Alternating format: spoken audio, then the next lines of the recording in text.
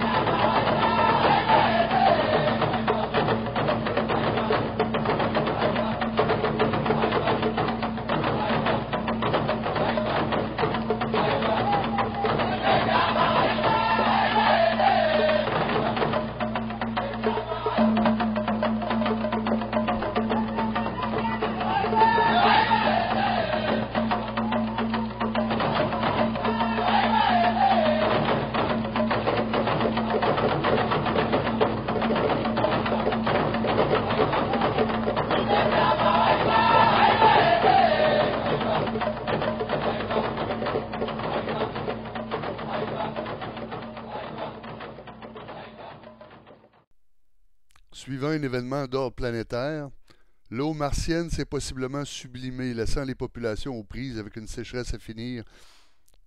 À mesure que les mers baissaient, que les rivières disparaissaient, les cités déménageaient et entreprenaient des travaux gigantesques pour capturer l'eau qui restait.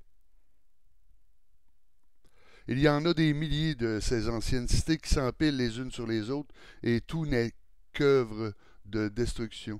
Conquis, détruits, réaménagés, recouverts ou abandonnés, les dormeurs géants laissent voir les générations qui les ont occupés et révèlent leur histoire. Chaque cité, chaque village, chaque communauté possédait sa réserve d'eau sous forme de lacs artificiels, des lacs que nous avons identifiés à tort à des cratères de météores. Chacun de ces cratères sont les témoins de ces anciennes sociétés. Alors que la plus grande partie de la planète s'apparente quelque peu au désert de l'Arizona, certaines régions sont comparables à la taïga. Il y a de la vie.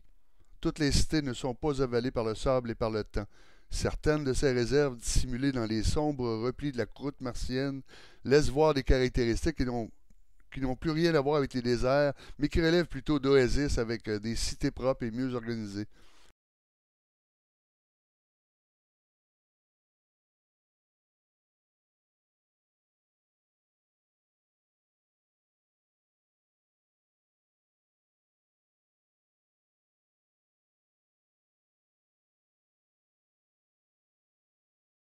Certaines murales captées par des véhicules d'exploration de la NASA laissent apparaître des représentations assez fraîches de personnages votifs, des gravures et même des sculptures.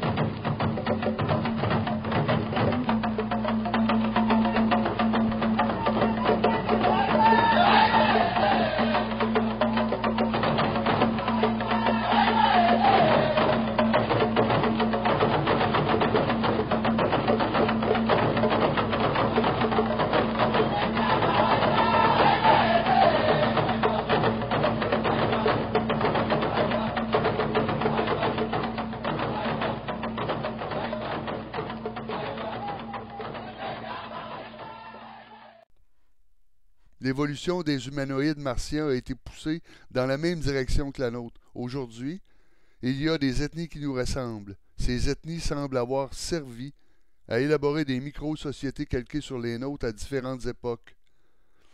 Sumériens, hindouistes, péruviens, africains, égyptiens, romains. On y retrouve des similitudes importantes avec beaucoup d'ethnies et de sociétés qui se sont développées en différentes vagues dans des endroits isolés de la Terre qui se retrouvent tous sous le 35e parallèle nord, et cela soulève de nombreuses questions. Développer des individus semblables à nous avec des cultures similaires à la nôtre ne peut qu'avoir un objectif de subversion ou de mixité génétique. Est-ce là l'origine de ce fameux chasseur d'hommes, Nimrod? Il existe une trentaine de milliers de photos de Mars acquises lors des différents voyages. Toutes les images satellites proviennent de l'application Google Mars et les images de surface proviennent de la NASA.